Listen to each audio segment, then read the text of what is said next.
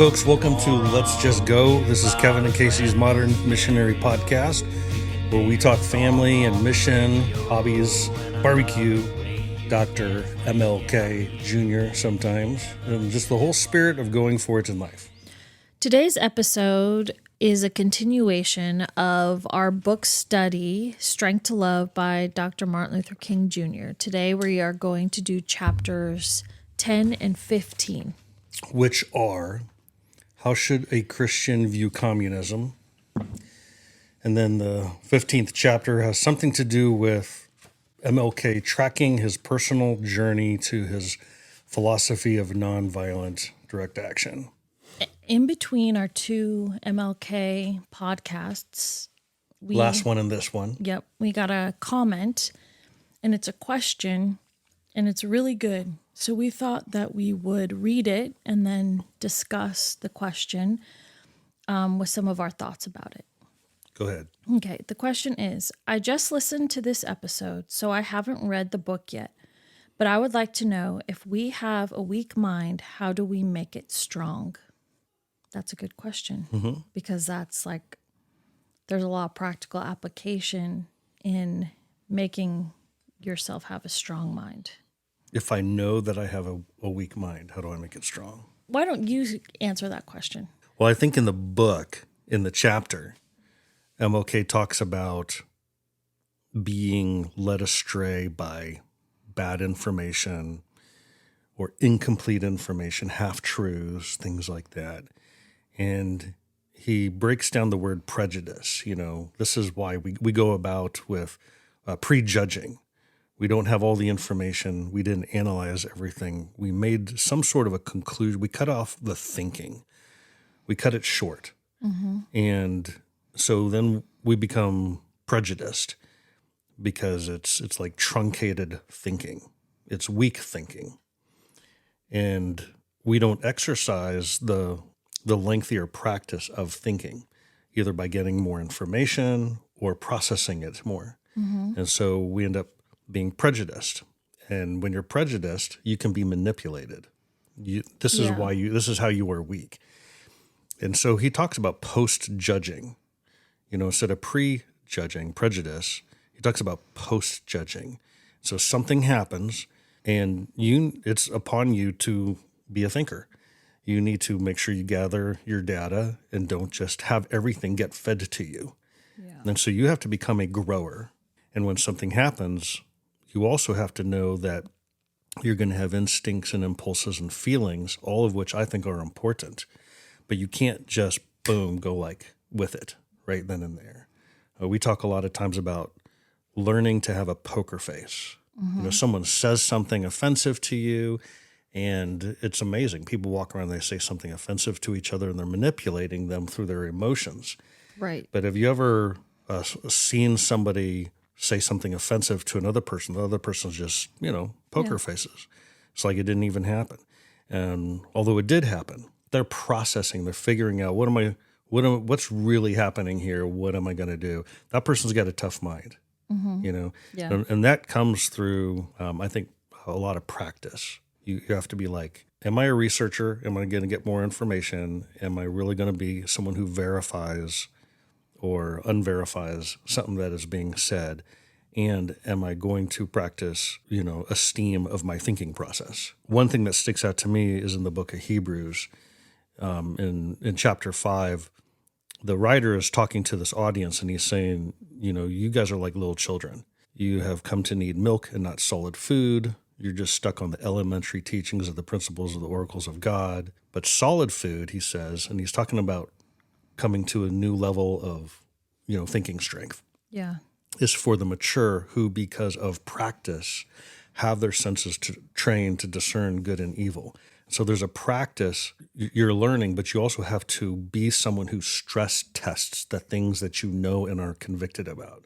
So if you have your faith and you're not speaking up, taking a stand, embracing the risks, entering into some conflict that is set before you, and you are not ever doing the practice of them, the stress testing of them, then you are not going to be a person of strong thinking. Right. You're going to have a weak mind.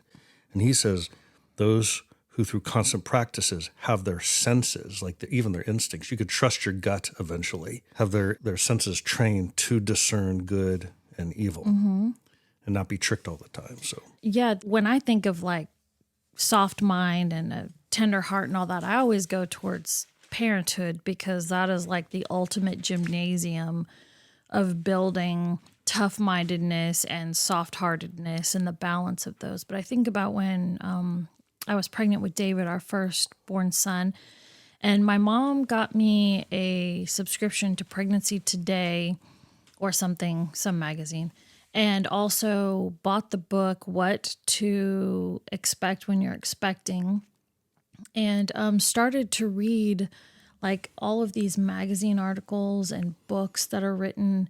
And even though supposedly these books are written by doctors and experts, there was something that it was creating in me, which was a huge ball of stress because it was wanting you to imagine and think about every single scenario that could happen that you hadn't even, he was still in utero. So I hadn't come up with any of these things, or had the life experience even to discern if that information was good or not. So I remember taking those magazines and that book and I threw them away. And this is not going to be my input for my mind. Right. Well, no, listen. So I threw them away because I was like, these people are stressing me out, contradictory information, all of this. Anyway, it was just stressful. So what I decided to do is I actually went to like real mothers who were my friends. Real mothers? Yes, real mothers. Not famous mothers. No, not like fancy. Tabloid mothers. Not fancy doctor mothers. I'm just kidding, but, mothers. Get 'em. In my, mostly in our church, but also people that I knew. And I was like, okay, will you answer some of my questions? And I got like real information because these are women that I respected and I saw the way that they raised their kids. And they weren't always walking around stressed out. And, you do see sometimes those people that are walking around always stressed out. I did not want to be that. So anyway, I didn't just take their information either at face value though, but you can use it then when the reality of motherhood comes. You use that information and you test it. And more than not, their information was way more correct than what I remember reading in judged by you. Judged by me. Right. But also it took out all the noise because I was like talking to, a primary source. And I feel like that's like really I love important. that. There's something really inspiring about that, is that the secret lies with Charlotte. I mean, you have the secret. Right. Like you have the capacity. You don't necessarily, like you use the experts in theirs, but you have been given a mind to be a tough-minded person and to think through the right answer. Use your mind. Yes. God planted it there. You have to have some sort of trust and going with it and, believing in the liberty and the capacity that God has given you in your mind. If you're going to use it and if you're going to receive input and if you're going to do practicing of, if you're going to stress test it. Right. But I love that is that you have permission. You felt like the expertise would happen in your analysis. Right. Of things. Right. I felt like I was going to be the mom and I had permission to ask anybody, ask any question, figure it out on my own. And I think that's one thing is like, you have the potential in you to become the expert. I mean, you have a learning capability, knowledge. So there's both a confidence and a humility in that. Yes.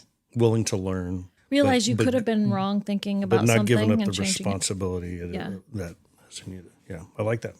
That's really good. I think for my boys and other men that I've kind of discipled or mentored, I can tell that there's a toughening up of the mind that a lot of them need is to read the Proverbs. And I've pointed a lot of people to that is Have you ever read the Proverbs? People want to read the epic stories, or they want to read the Gospels about Jesus, or the interesting teachings about what to do in these scenarios in the epistles. But I feel like the Proverbs give you axioms of scenarios, whether you're a Christian or not a Christian. This is how life works, and you need to clue in on it. The goal of, I think, the wisdom literature is not as much to bring you to Jesus or to bring you to God.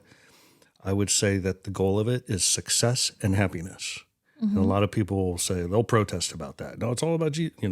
No, the Proverbs are about how do you get success and how do you get happiness to be there in the end, because this is the hard truth of how the world works. Yeah. And so that's another good practice. And to be there in the end of your life, in the last season, being able to actually enjoy the things that you've been given. Because you were tough to do it. Right. All right. So back to our regular stream of podcasts, MLK Part 2. In context of what we're doing last episode, we introduced the book a little bit and some of our history in using it. And we kind of went through some of the nuances of people being on this side or that side of MLK and their opinions. But one of the things that stands out for me is that people are interested in hearing his actual words.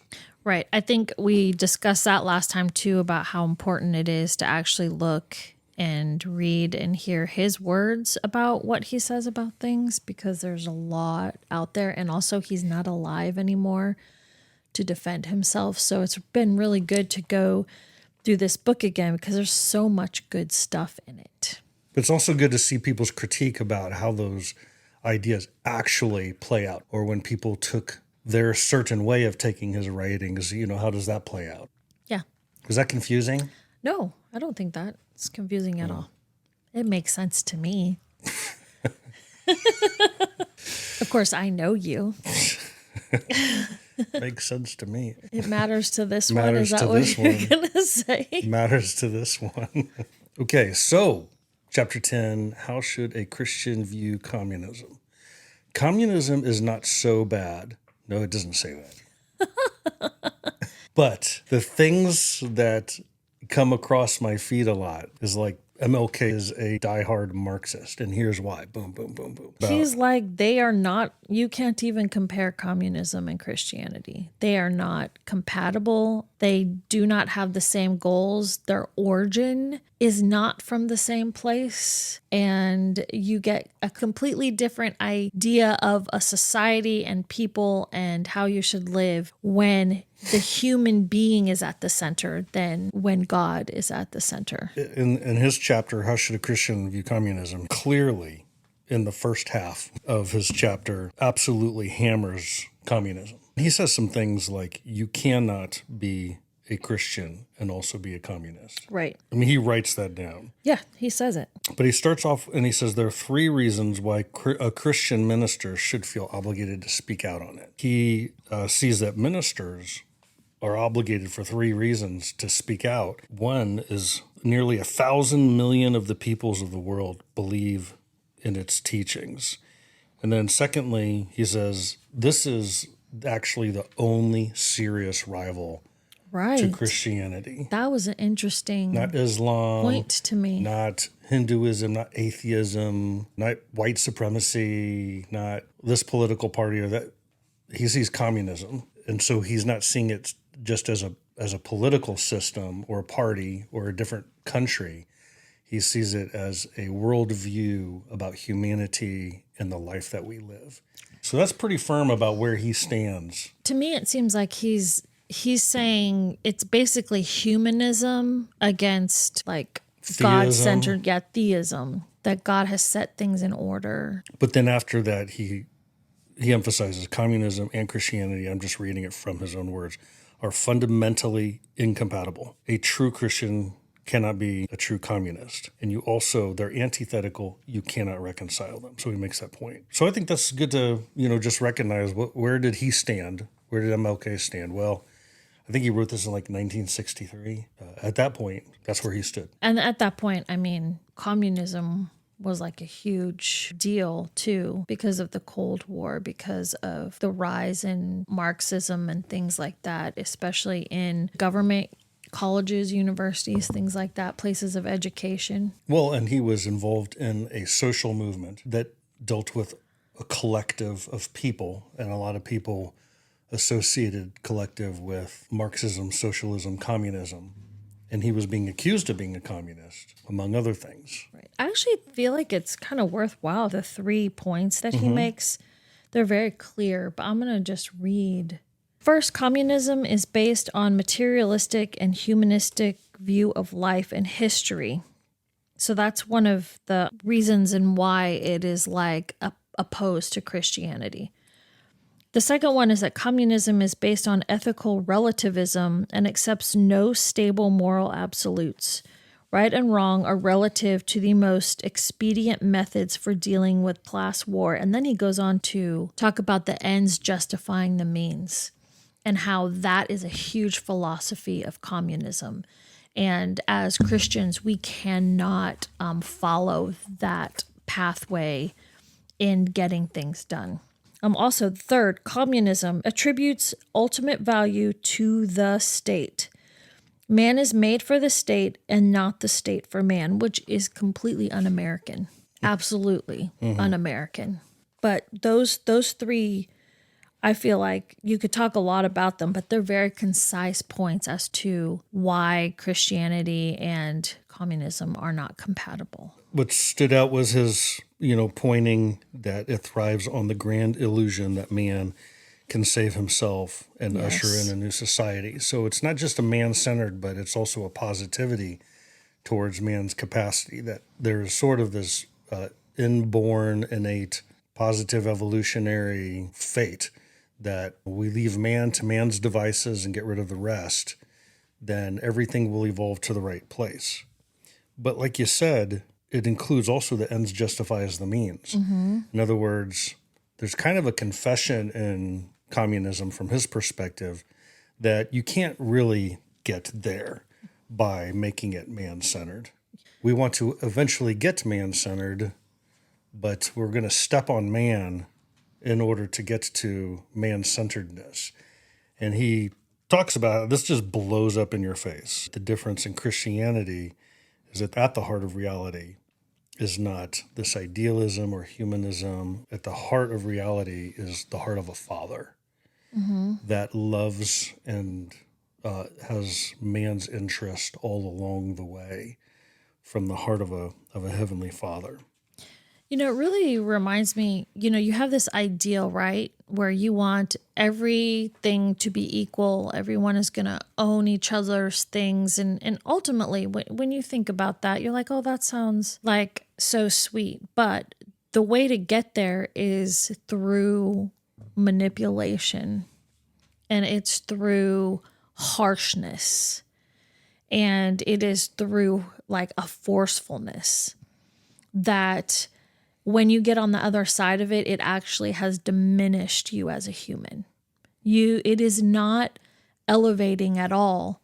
It's pushing you down into your place where everyone else is also in the same rut of a place. And that is ultimately, humanistic, but it's also kind of fatalistic. It's like dreary. There's not, like, when you unmask it, it is like actually depressing to think about. So you've got this mixed up idea about the existence of God and who he is and how he plays out in the world.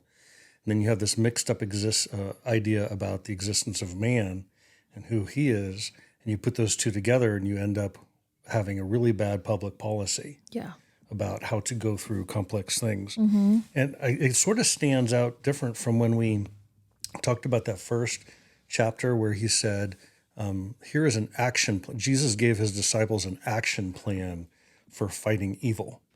And to have a tender heart and to have a tough mind.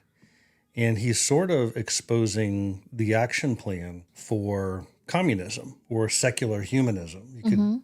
You could replace that. Some theologians have said that the number one threat to Christianity is secular humanism, which boils down to the more specific example of communism. One of my favorite couple sentences in the book, I'm just going to read it. The trouble with communism is it has neither a theology, right understanding of God, nor a Christology, and that is that Christ is met man with God. Therefore, it emerges with a mixed up anthropology. Yeah.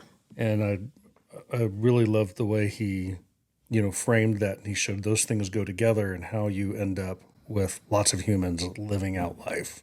The thing that I've learned about Dr. King is that he is about synthesis, though. Like, he has ideas. He wants to figure out why communism has come about so strongly is because it is trying to answer the question about social suffering, injustice. So there's something about it that people are hooking onto because of the social justice portion. You sound like a communist. No, I don't.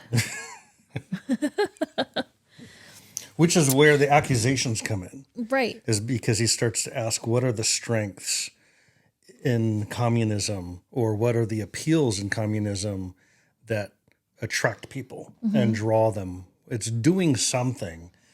Are we able to stop and look at, what that is? Right. Well, if you are going to stop and look at what that is, then that means you're a communist. Right. Yeah.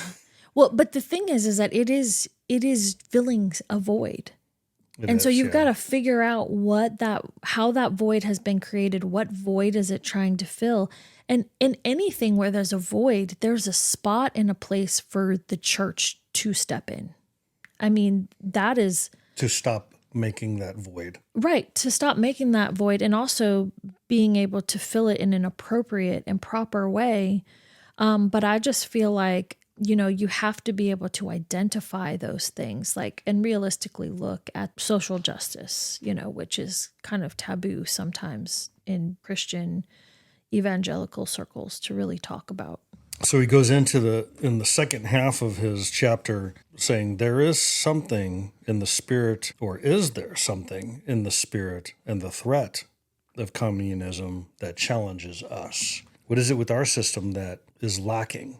And you say, what's wrong with the system of Christianity? Well, how about our version of it? Yeah. Or the church's practice or current posture of Christianity. And so he goes into that. The chapter is about how a Christian should view communism. And you find out it's not just about whether you should be for it or against it, but how should you actually view it? When you look at it, are you able to see why it is in many people's interests? I really like this sentence because it made me think. It says, Christians are bound to recognize any passionate concern for social justice. Such concern is basic in the Christian doctrine of the fatherhood of God and the brotherhood of man. The Gospels abound with expressions of concern for the welfare of the poor. Listen to the words of the Magnificat. He hath put down the mighty from their seats and exalted them of low degree. He hath filled the hungry with good things, and the rich he hath sent empty away. I feel like there are a lot of Bible verses that talk about the poor and caring for them, and how it is a tenet of Christianity that I think some people really get, but others really neglect. And the problem with the neglect of it is that we are supposed to care for the least of these. And there is a lot of injustice that happens when you are not aware of what's going on in people's lives that are of a different class, societal order, race, culture than you. And a lot of people don't really care about that either. It's almost like, is there a second phase to your Christian faith then? Your heart before God and your heart before your actual neighbor. Depending on your framework of that, it tells you how far to go into your social interest of changing the environment, not just individual hearts and minds. Right. And you have the ability to do that, number one, because God wants you to, and he's powerful. But what I really love about this is it addresses a couple things that I have really been thinking through lately. One of them is it has often been so absorbed in a future good, So, like, you become a Christian, and Christianity focuses on the future good, which is like heaven, right? So, it has often been so absorbed in a future good, which is the church, over yonder, that it forgets the present evils down here. Yet the church is challenged to make the gospel of Jesus Christ relevant within the social situation. We must come to see that the Christian gospel is a two-way road. On one side, it seeks to change the souls of men and thereby unite them with God. And on the other, it seeks to change the environmental condition of men so that the soul will have a chance after it is changed. You have to be willing. You can't just save people. You got to be willing to stick with them to discover, after being saved and changed and their hearts being changed, there has to be a process, a way that helps people discover what that is, and that is, I feel like, why we're here on earth.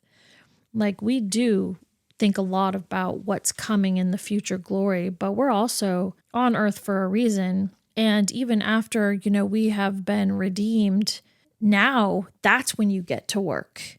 After redemption is actually when you can truly find your purpose in what you're supposed to be doing here, because now you're not just being informed by yourself, but you're also being informed by God's mission for you. And so I feel like, we skip that mission part. And it's like, you have to get saved so you don't go to hell, and you're redeemed. And then you're kind of like waiting until heaven comes. Also, you're like, you need to get to work. Well, also not doing any good.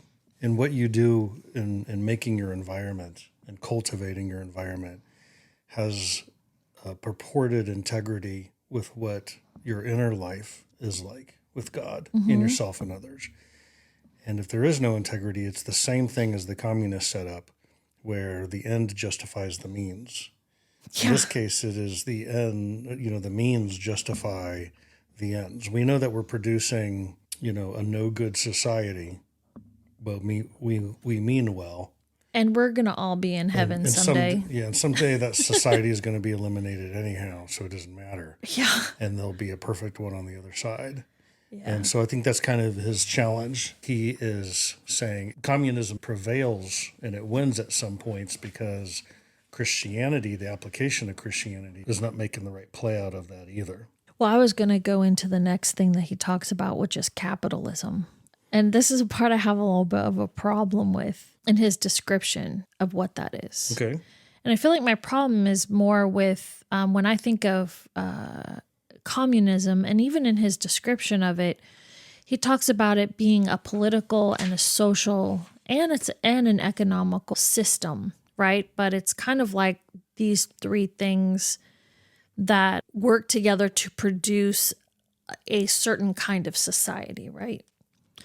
I don't like capitalism is an economic system, and maybe this is why I don't hate capitalism, but I see that capitalism has ways that it can be abused.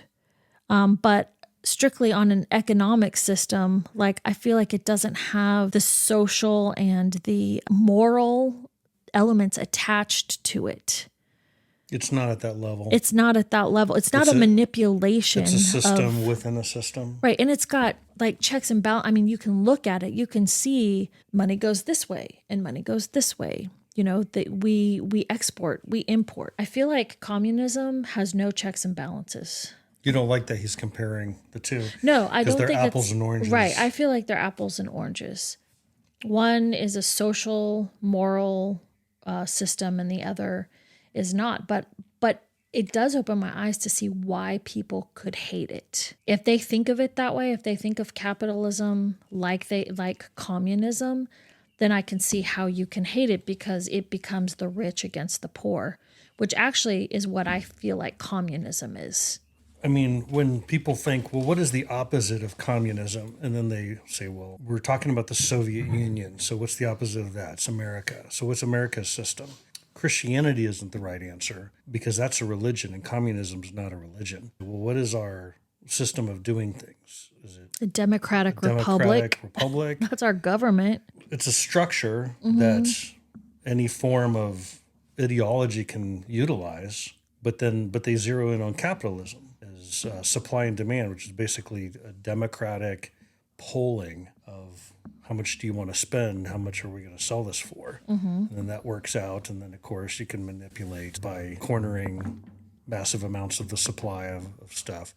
But I think the error is that if Christianity is a original underlying religion in America, you can't say, well, communism isn't a religion. I think it is a religion. Yeah. That's the opposite that people aren't really looking at. I think that communism is a religion. It's got a position on God. It's got a position on man as God. And it creates a whole structure and system of life and government, around it. But I think MLK in his book, to counter what you're saying, I don't think he's attacking capitalism. I think he specifies that he's talking about capitalism being put up as an idol. And the materialism, kind of the materialistic nature that it creates. So that you're going after wealth or product instead of profit motive. He says the profit motive, when it is the sole basis of an economic system, encourages a cutthroat competition and selfish ambition, both of which I can think competition and ambition have very good places in life. That inspires men to be more concerned about making a living than making a life, which some would argue is kind of the same thing at some points. What I'd fault him with on here is that the topic is communism, and he wants to talk about the fallacy or the weakness of the other side, which, I like that part. But then when he talks about capitalism, then he doesn't talk about the positive side. Right. And that's where you notice that you're like, wait, if you can talk good, about a negative, then why can't you talk vice versa? And so you're sort of left not really knowing what his position is on capitalism. Right. I think that's the biggest thing. I'm you like, just know his negative position. Right. Like, because he more thoroughly talks about communism than he does capitalism, which makes me think that he's a Marxist. It doesn't make me know. It doesn't, but it does make me wonder what, like I actually was wondering, does he feel social pressure to not? Well, who's he talking to? Right, to not talk good about capitalism. Like, I was kind of actually wondering what position he was in, that he did not give as thorough of a description of that as he did communism. So he keeps coming back to Christian faith. What he keeps giving the last word to is his wrestling with Christian witness. And on page 107, he says, we need to pledge ourselves anew to the cause of Christ. We must recapture the spirit of the early church. Wherever the early Christians went, they made a triumphant witness for Christ. And he says, when they entered a town, the power structure became disturbed. And so there was this political pain that they kept on bringing because of their convictions of Christ, who God was, and his love for humanity and how things should be played out. And they did bring like a leveling of the playing field with them. Day one was always the good news, in Paul's journeys. It was the good news. Day two was always when the word got to the power structures. Right. And then day three, the power structures, even the enemy power structures, the Jews and the Gentiles who were against each other, they united to drive them out and to stone them and to kill them. What a pattern. Something that we need to recognize as a pattern. Study and teach it. Where's that kind of fervor today, he asks. And then he caps off the chapter kind of towards the end. After our condemnation of the philosophy of communism has been eloquently expressed, we must with positive action seek to remove those conditions of poverty, insecurity, injustice, and racial discrimination that are the fertile soil in which the seed of communism grows and develops. Communism thrives only when the doors of opportunity are closed and human aspirations are stifled, like the early Christians, ... That's a good way to kind of cap it off. And so his discussion is not to capitalism, it's not to communism, it's to the Christian church. Yeah. Okay. Chapter 15. Pilgrimage to Nonviolence. What's this one about? I really appreciate learning and hearing him talk about his journey, because I feel like this is a common journey. At least for me, or lots of people, you start out one way pretty fundamentally. The way you grew up would have been instilled in you. And then you experience the world a little bit and you're like, oh, well, there's different ways of thinking about things. And then you can swing sometimes to the opposite end. And sometimes I feel like that's just because you're spreading your wings, right? Now you're in discovery mode. You're pitting things against the things that you believe to be true. You're experimenting a little bit. But in that working out, then you get a better idea of what is real and true. And then it brings you back in. Maybe not so far to the left or to the right, but it actually brings you more moderately back to look at those things again. But then I think sometimes you then recreate from where you started, like going back and forth, and not that you're wishy-washy or anything, but your experiences, the people you know, your job, your life in the world, they all inform you.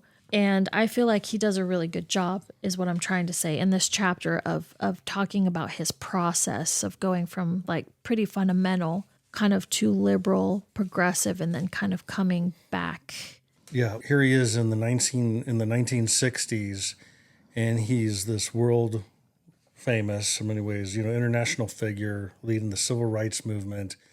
And he's a Christian Baptist minister. He's got a PhD from Boston University and likes Gandhi and had some unique historical experiences. And you're like, how did you get here? Like, what was your journey? Did your dad teach you these things? And so his purpose... Are your thoughts your own thing? Yeah. Did you wrestle with the right and the left? So that's helpful to not just know somebody's position when they're kind of doing their thing that they're going to keep on doing until they die, but how did they get there in the first place? And so that's the purpose of this chapter. There is a place where he, in his own words, right, in a fairly brief chapter, can walk you through his journey to how he got to where he was. Mm-hmm. His beginning is over here on the right, a religious fundamentalist, son of a Christian minister, home in Atlanta, and he goes to college. So it kind of led him to this kind of a more humanistic reliance and looking ideally at man. He says, liberalism provided me with an intellectual satisfaction that I had never found in fundamentalism. I became so enamored of the insights of liberalism that I almost fell into the trap of accepting uncritically everything it encompassed. I was absolutely convinced of the natural goodness of man and the natural power of human reason. The natural goodness of man, the natural power of reason. The liberalism had elements. Doesn't he talk about like it really freed his mind it freed to be able to think about things, yes. But then he began to not critically think about those things because he was kind of caught up in the idealistic, the liberal conclusions, kind of the idealistic nature of man. Interesting? Yeah. I think people would find that fascinating, is that he was drawn to liberalism and the positivity, the promises, the possibilities of man. By the way, he got nothing but like man is sin and the downtroddenness of mankind from the Christianity that he at least interpreted he was given. And so he goes over here and he learns all this stuff.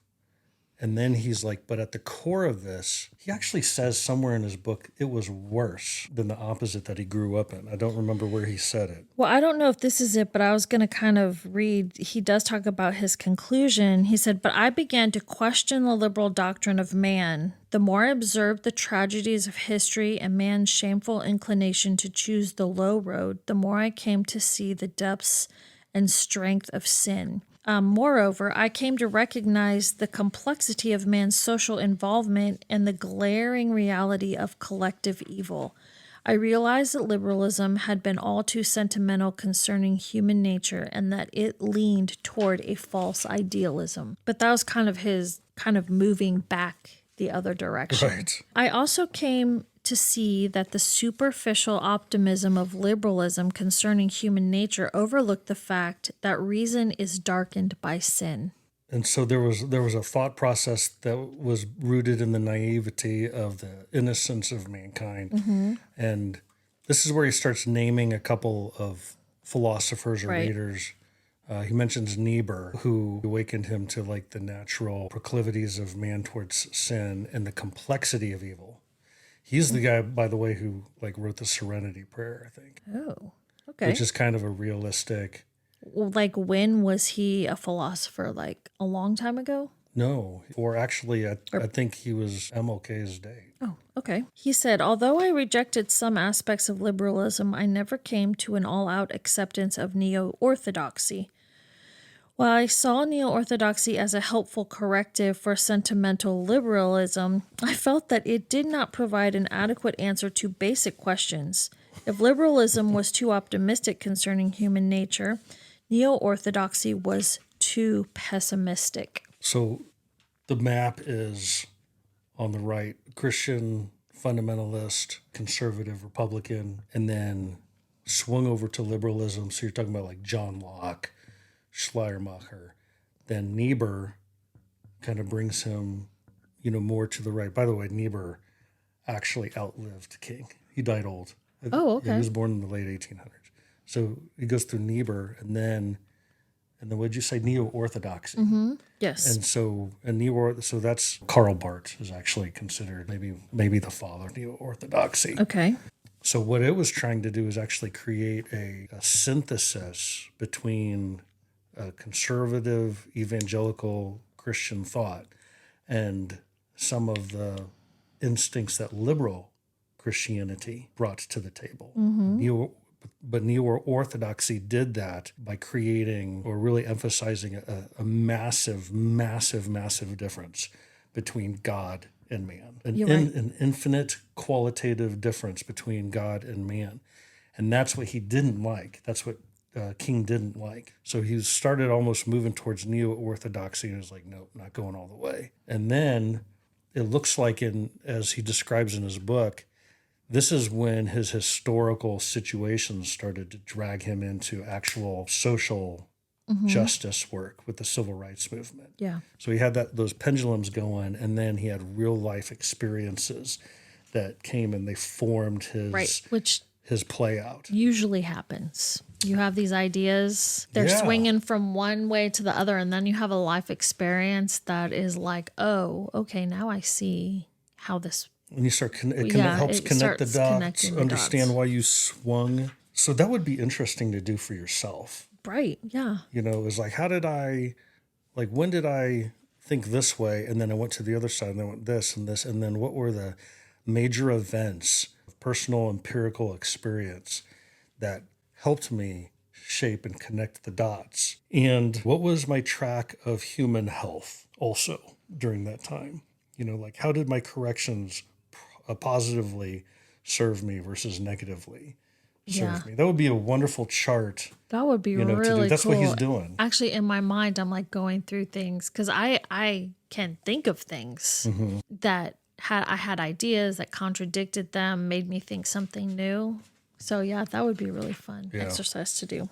I think maybe the big pivotal thing is 1955. He's in Montgomery, and he's a senior pastor of a church. And this is the Rosa Parks incident. He's thrust to the forefront of leading the community with a boy bus caught. And it culminates in 1956. But like he is thrust into civil rights action at a level that he had read about and kind of, been somewhat involved with. But all of a sudden he had to answer from the pulpit what he was doing. And Yes. he had to use his work in that movement to bring a pulpit also. So connecting the dots between his Christian faith and what he was going to do in the public sphere. Right. And it's actually the thing that helped him come up with the nonviolent engaging in civil rights. Yeah, the nonviolent direct action. It says the experience in Montgomery did more to clarify my thinking in regard to the question of nonviolence than all of the books that I had ever read. As the days unfolded, I became more and more convinced of the power of nonviolence. Nonviolence became more than a method to which I gave intellectual assent. It became a commitment to a way of life. Many issues I had not cleared up intellectually concerning nonviolence were now resolved within the sphere of practical action. Nonviolence doesn't mean no action. No, it's called nonviolent direct action. Yes, exactly. In fact, he goes into it. He says that he thinks the pacifist is just awful. And he says, I even see why there should be the negative good, a violent force for protection purposes and other things. His balance of it, I would have a different balance than he does. But yeah, he was all about in your face. In fact, he talks about in here that the life of Gandhi and his teachings were a big influence on him. And he references, satyagraha, which is Gandhi's principle. It's a two-word fusion. You put them together, basically means truth force or love force. It's using forcefulness to compel and getting in society's way where it's evil, getting in its way, disturbing it, making it mad, making it show its colors until its own weakness fails it. But maintaining a heart of truth and love in yourself while you're doing that. Who nowadays, when they go protest something, does it because of the love that they have? That is like very, very rare, I feel like. We need to practice satyagraha. Yeah. What I like to, and I can't remember if it was in this chapter or if it's in other ones, though he references Gandhi, it's not like he's turning to Gandhi's religious belief. He believes and he tells the reader that the truths, these are God's truths. Gandhi, what he respected was his methodology, was the way that he was like someone outside the Christian faith was able to take Christ's teachings and apply them rightly in a situation. And so he was really drawn to do that for himself too. He also, it leads to the part of him that is also anti-war, which I knew he was anti-war, but I thought it was more from a liberal position. But actually, I really appreciated reading this and learning about him more because it made me understand how he came to that conclusion. I mean, at the end, when he was, against any war at all, it wasn't because of the principle. It was because this was the height of fear of nuclear holocaust. Right. He just thought war is going to lead to nuclear holocaust. We just have to say no to it no matter what. Otherwise, we're all toast. So that was a practical miscalculation. It would have been interesting if he would have still been alive to even see maybe his views of things change even more. I found the one place that was talking about his application of Gandhian methodologies. As I came to see for the first time, this is King's words, that the Christian doctrine of love, operating through the Gandhian method of nonviolence, is one of the most potent weapons available to an oppressed people in their struggle for freedom. That's where he said he gained the intellectual understanding of that, but then it went into Montgomery, what happened in Montgomery, and how that, what I read previously is how that solidified that. He had some questions, but it solidified that idea in his mind. So there's something missing in here. And Howard Thurman was he was a minister. He was I think he was the same age as Dr. King's dad. So he was like his dad. And he was actually at Boston University where he got his doctorate. He was like the dean of the chapel. And he's a famous, black preacher, also civil rights guy. That was before, his heyday was before King's heyday. And he wrote a book, and it was like called Jesus and the Disinherited. Dr. King had that book like everywhere he went. And maybe that was during the boycott, or some section of his civil rights movement. He had that everywhere. He had like he went through a bunch of times. He had it earmarked, and he had sat under Howard Thurman's stuff. Howard Thurman had talked about nonviolence, and in his philosophy, Howard Thurman had actually gone and talked with Gandhi while Gandhi was still alive. And then when Dr. King got stabbed, by the lady, during one of his book signings, I think. Then when he was in the hospital, Howard Thurman came and visited him. And that was like, boom. After that point, King, he based all his theology, or all his philosophy of social justice and social work on Howard Thurman's teachings of that. And I think Gandhi even told Thurman, I wish that I had used like satyagraha or nonviolent direct action more to the benefit of the wider world, instead of just where I live. Maybe it's through, the African American struggle in the U.S. that this philosophy can be spread to the rest of the world. And he told that to Howard Thurman. There's no mention of it in here. That is interesting. Yeah. And it makes me think that he almost, like, Dr. King took on nonviolent direct action. He went and visited the family of Gandhi.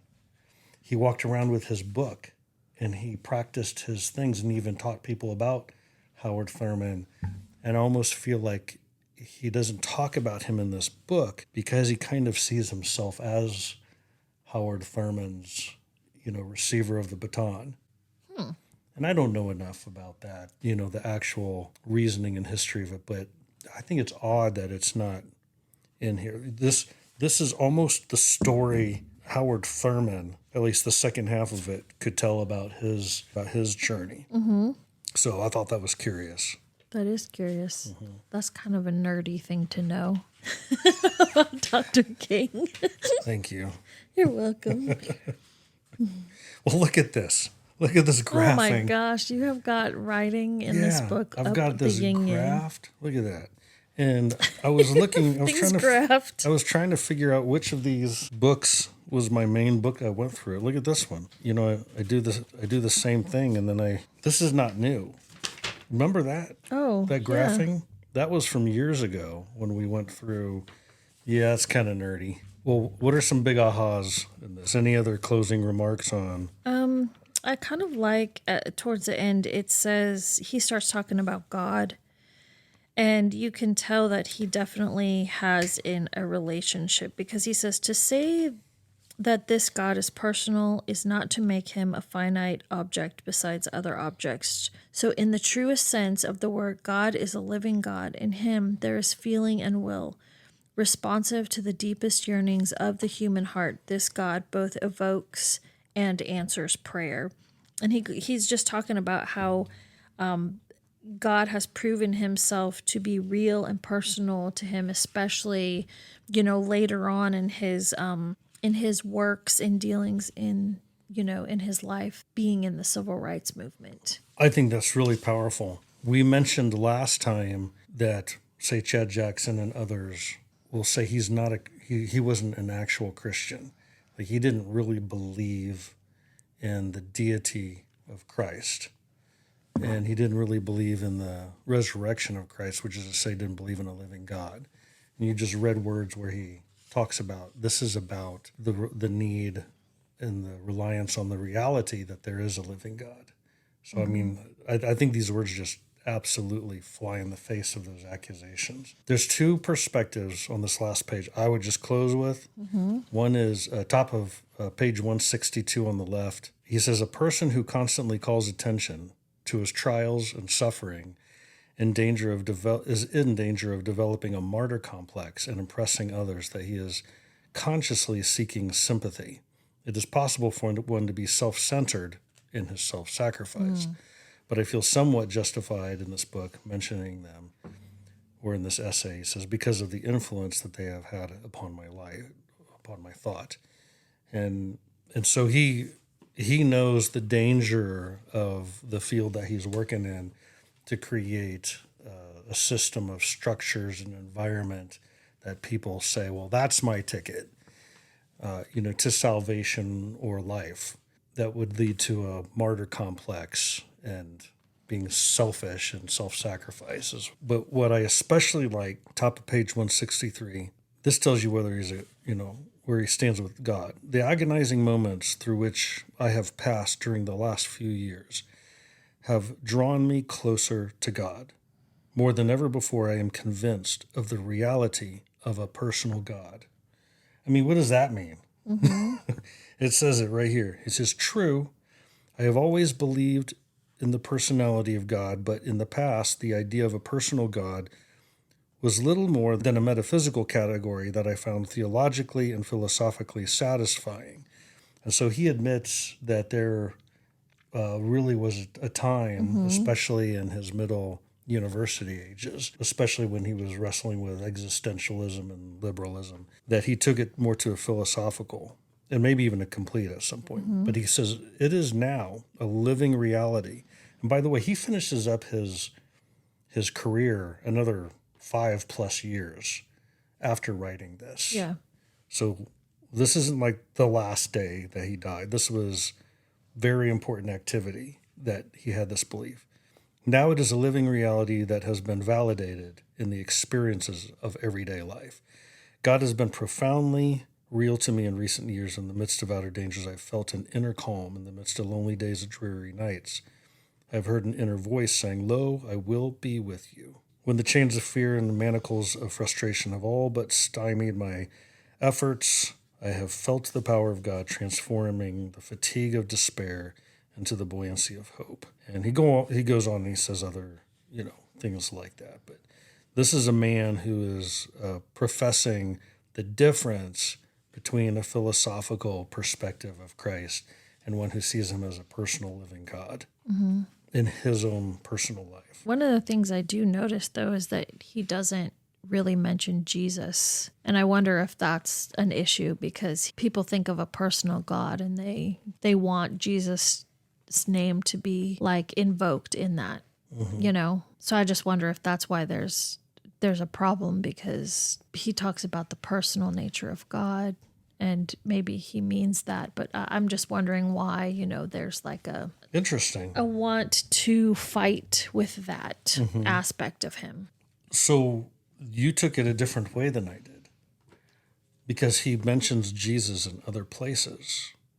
But when he talks about Jesus, he's talking about this philosophy of how to do things. And I feel like he's avoiding Jesus religion speak because people might take Jesus as a metaphor. And he doesn't want to talk about Jesus as a metaphor. I mean, he clearly believes in Jesus as God, or that's how the Christian God presents a Christian God to be. But in here, kind of like in the book of Esther, where it's all about God, but it refuses to use the name God. Right.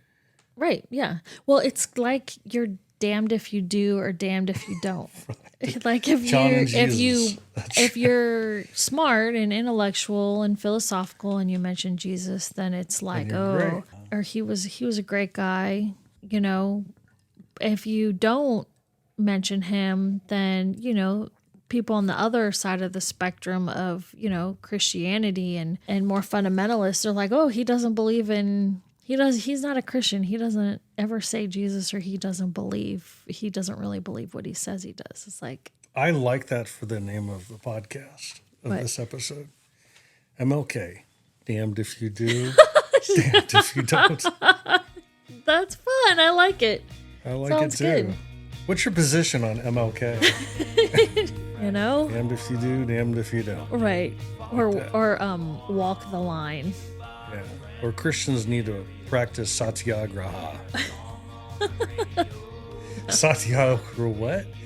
It's like this green drink. It's like protein. Sangria? It's not green. Ooh, sangria, ya ha ha ha.